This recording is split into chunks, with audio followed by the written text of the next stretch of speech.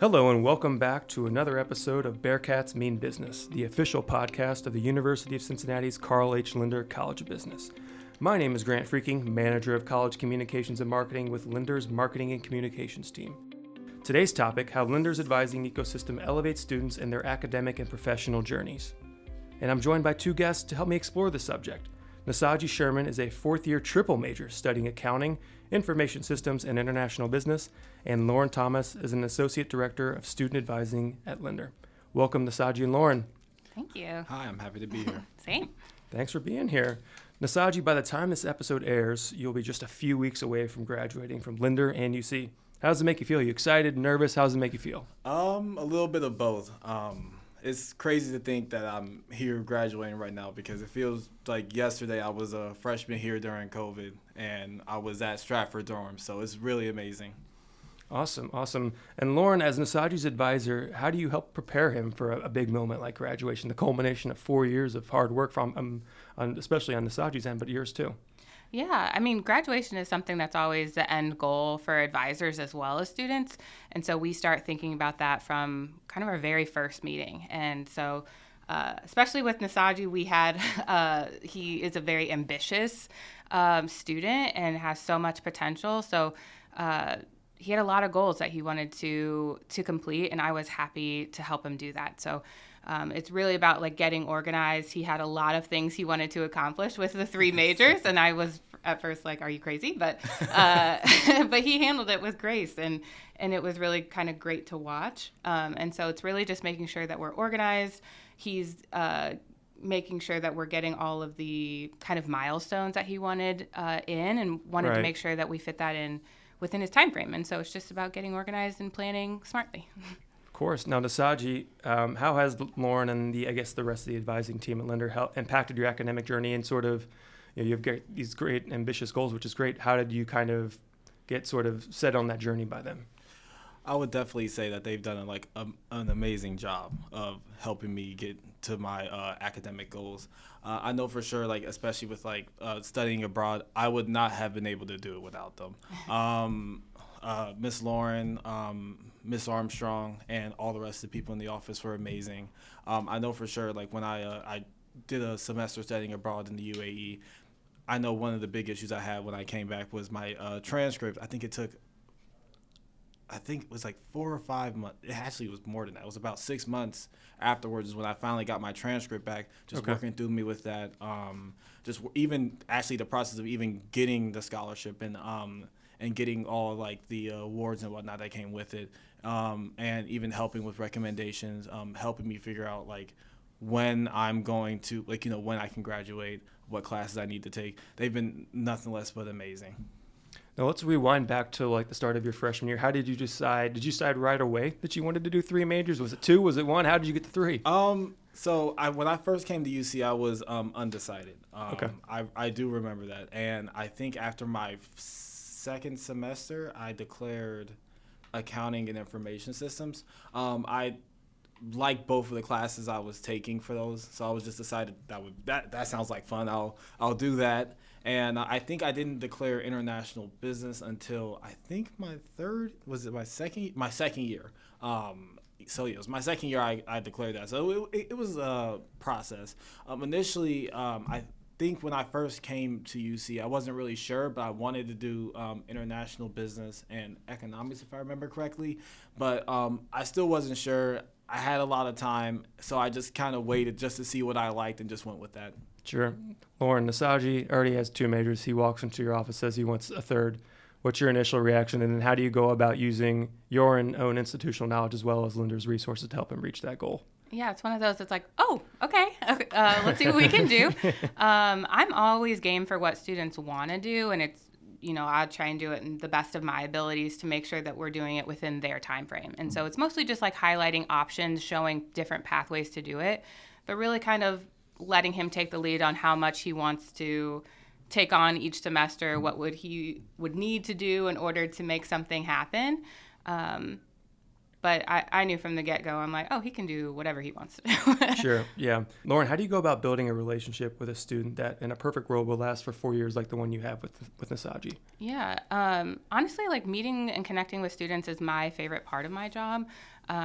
Just kind of figuring out what they want out of being here. I loved my college experience, and there's just so much potential for students to grow and take advantage of things. So it's really exciting to be a part of that journey for them. So mostly, I think how I build that connection is just figuring out what the student needs from me. And so I definitely think with business students, some are very straight to the point. I want to be told what to do and when.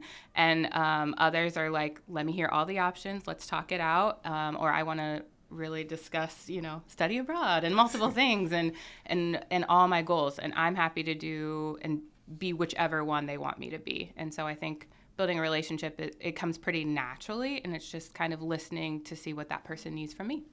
Let's take a quick segue real quick. And Lauren, tell us about how like the drop-in hours work for current students and then maybe prospective students who have already maybe committed to Lindner, how the drop-in hours system works and how you guys see students. Yeah, so every Lindner College of Business student is assigned an academic advisor. And so you would basically set up an appointment with them through my Bearcat network at any time that they have availability that meets with your schedule. It can be virtual or in person. We're really adaptable that way. We do drop-in hours, which is where there's no appointment is needed. You can just come in and ask a quick question. We typically only do those at the beginning of the semesters, just to kind of help with schedule fixes or I need to switch a class really fast. But for the most part, we have availability all the time, every semester, Monday through Friday, including summers. So whenever a student needs us, we're around. Awesome. It's really great to hear. You guys do a great job. Nosagie, do you remember the first time you met Lauren? Like, walk me through your thought process as a first-year student and what you were trying to accomplish, what's going through your mind when you meet a stranger for the first time that's supposed to help shepherd you through your academic journey. Yeah, I will say that like the first time we met was over Zoom. So that was actually like, I don't remember it being like super like eventful, but I think it was because it was during COVID and during that time. But I do remember the second time we met, and I remember this because I was in your class and I think I had like 4 missing quiz assignments and I had to like, and I was embarrassed. I remember I had to ask about that. And I also do remember, I think the first time we actually met in person was me asking for that third major. And I remember that conversation. But, like, she was super supportive throughout the whole entire time. Both when I messed up and, when I was asking for stuff. Because I know when I usually come in, it's usually for something out. Like, I schedule meetings for nearly everything. So it's, you never really know. But, yeah, like, I do remember, like, she was just fully supportive during like every single time I scheduled a meeting. But yeah. Oh, thanks. It's great to hear. So can I jump in because I remember our first meeting? Okay. Because it was over Zoom. That's correct. Mm-hmm. And I remember being a little taken aback because you were so personable. And especially via Zoom, it was like COVID is such a weird time, but you were like, can you just tell me a little bit about yourself? And I was like, nobody's asked me that today.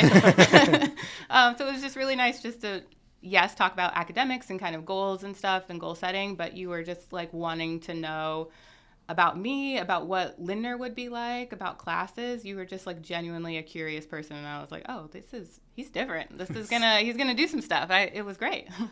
And you were right. That's a good segue into how you talk with students like Nosagie, fourth-year students, and also students who were in his shoes 4 years ago. How do those type of conversations go between first-year students and fourth-year students? Obviously, like there's a difference in the academic journey and the distance traveled. But how does that play out in your meetings with students? Yeah, those are very different conversations. I think, especially for first-year students, it's a big change going from high school to college, and I think it's definitely can be a scary time. But the biggest, I feel like, conversation pieces that I'm having is showing them the options. Like it's a ton of opportunity that they can take advantage of, and it's up to them. So it's a lot about starting to make decisions for the first time. They're not being told what to do, and that is not what they're used to. So it's what should I take? And I'm kind of like, what do you want to take? It's really kind of turning it around on them so they can take some ownership, and that can be it feels very shaky, I think, for the first time. So it's just getting them comfortable for that. Third and fourth year students have a much clearer idea of what they want to do and the timeline they want to do it in. So it's much more of helping them problem solve and navigate different limitations or boundaries and figuring out how we can get them through that so that they can reach that ultimate goal. Sure. And with the benefit of hindsight, it must be cool for you to see their journey as they grow from, not knowing exactly what they want to almost wanting them to, it must be gratifying for you to sort of see them through that journey of like maybe being a little unsure what they want early on to being a little bit more self-assured at the end. Oh yeah, the growth that we see is unreal. I mean, listening to Nosagie earlier, just saying like I messed up a couple times, and then by the end, it's just like it doesn't matter. Like they are so confident in their own abilities. It's just really great to watch. Awesome. Nosagie, what would be your recommendation to current and or future Lindner students about, one, taking advantage of whatever Lindner has to offer, and also with the advising ecosystem available to them? I see. I think my biggest advice to current and prospective Lindner students would definitely be to take risks. College is a time to take risks, to explore, to kind of see what you want to do, see what you don't want to do. We have plenty of resources here at Lindner that allow us to be able to take these risks, and I say take full advantage of it. If there's one thing I wish I would have done better here at Lindner is take advantage of the resources we have available, because we have plenty of resources. We have a lot of people here who their entire job is to help students and help prepare students for both life after college, life in college, just helping them in any way they can. So I would say just fully taking advantage of that. Hear, hear. Great one. Seconded, yeah. Shout out to the staff. Nosagie, let's look to the future real quick. Tell us about if you have any post-graduation plans, hopes, and dreams, and what's the future hold for you, I guess, beyond April. I see.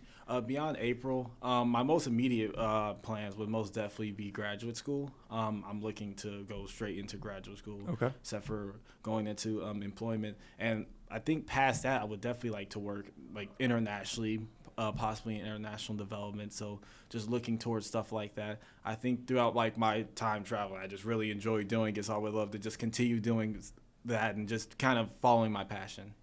Lauren, let's close up shop with one last plug for your office and all the things that you guys do to help better students.